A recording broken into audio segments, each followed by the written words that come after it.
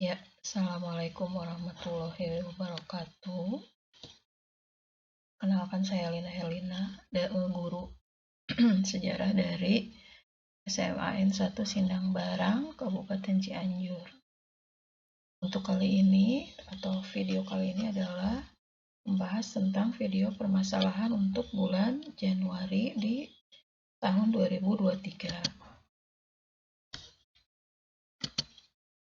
Permasalahan bulan ini yaitu tentang, saya akan membahas tentang hasil refleksi antara metode diskusi dan metode ceramah. Hasil refleksi pada semester ganjil pada pembelajaran sejarah minat di kelas 11 IPS, salah satu pertanyaan yang saya ajukan kepada para siswa yaitu tentang kalau anak disuruh milih antara metode diskusi dengan metode ceramah, apa yang akan Anda pilih? Berikan penjelasannya. Sebelum ke hasil refleksi, kita akan membahas terlebih dahulu tentang metode diskusi.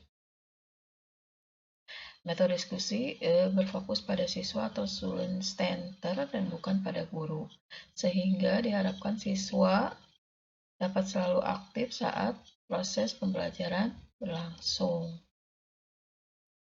Dalam pelaksanaannya, guru membimbing dan menjelaskan aturan diskusi pada siswa. Pada saat kegiatan diskusi berlangsung, siswa dalam satu kelompok akan saling berbagi data, pengalaman, serta pengetahuan untuk memecahkan satu masalah. Kelebihan diskusi itu merangsang siswa untuk berpikir kreatif, berani mengungkapkan pendapat, bertukar pikiran, bekerja sama dengan baik, dan belajar menjadi pemimpin.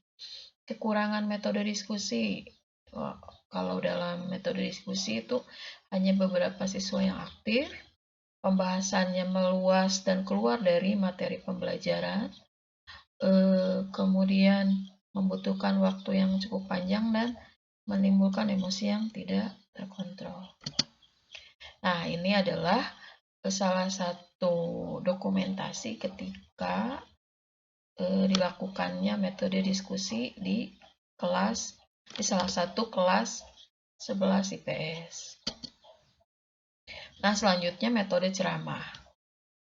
Metode ceramah adalah metode yang disampaikan dengan cara tenaga pendidik atau guru menjelaskan panjang lebar di depan para siswa atau audiens sesuai dengan topik atau materi yang diangkat.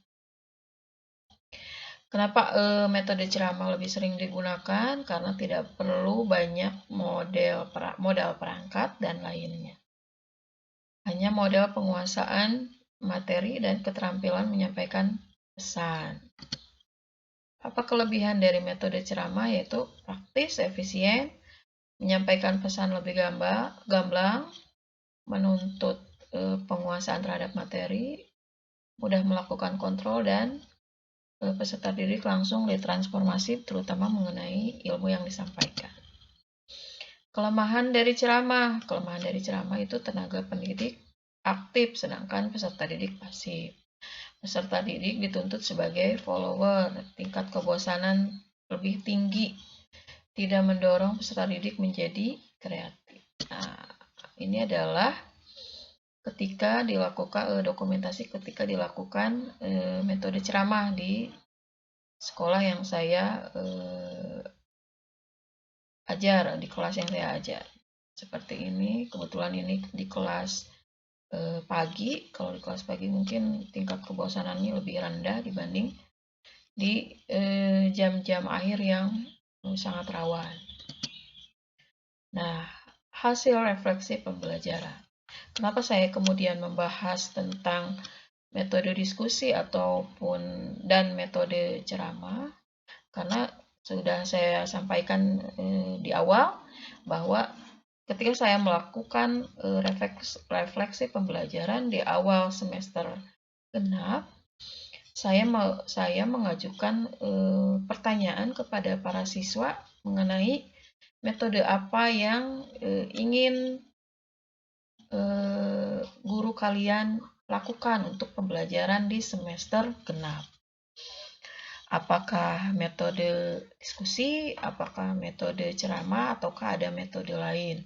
Nah, setelah dilakukan kuesioner mengenai dalam refleksi itu, diketahui bahwa sekitar hanya 40% anak yang menyukai metode diskusi dan sisanya menyukai metode ceramah. Di alasan yang dikemukakan oleh anak atau oleh siswa menyatakan bahwa mereka lebih suka ketika guru menjelaskan di depan kelas daripada dilaksanakan diskusi, baik itu diskusi kelompok ataupun diskusi kelas. Oke. Nah, ini adalah dokumentasi dari refleksi pembelajaran dalam bentuk kuesioner yang saya ajukan ke anak-anak.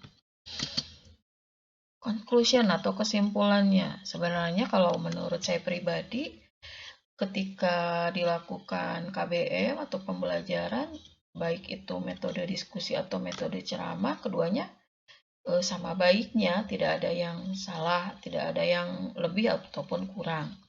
Karena menurut saya di kelas itu metode diskusi bisa digunakan, metode ceramah pun bisa digunakan.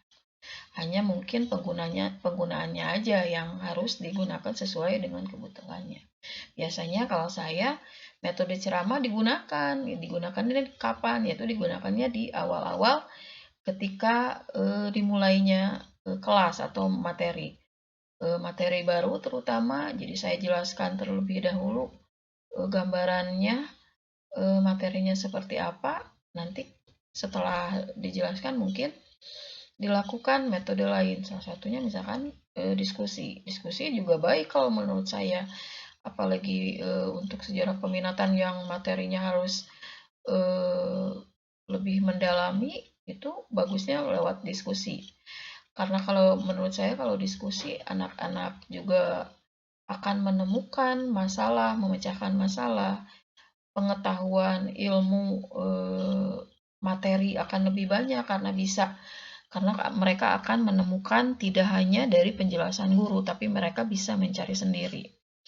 Keaktifan anak juga bisa ditemukan dalam diskusi meskipun ada kekurangannya. Ya, baik metode ceramah atau metode diskusi pun kan ada kelebihan dan kekurangannya. Tapi kalau kita lihat dari segi anak-anak, dari sudut pandang anak-anak, mereka lebih lebih memilih metode ceramah. Karena apa? Karena lebih mudah diterima, lebih gampang dipahami kalau menurut mereka. Sedangkan kalau diskusi, yang memilih diskusi mereka karena mereka berpendapat mereka bisa lebih aktif dalam melakukan tanya jawab. Untuk video kali ini mungkin sampai sini. Sekian dan terima kasih. Semoga menjadi ilmu yang bermanfaat. Wassalamualaikum warahmatullahi wabarakatuh.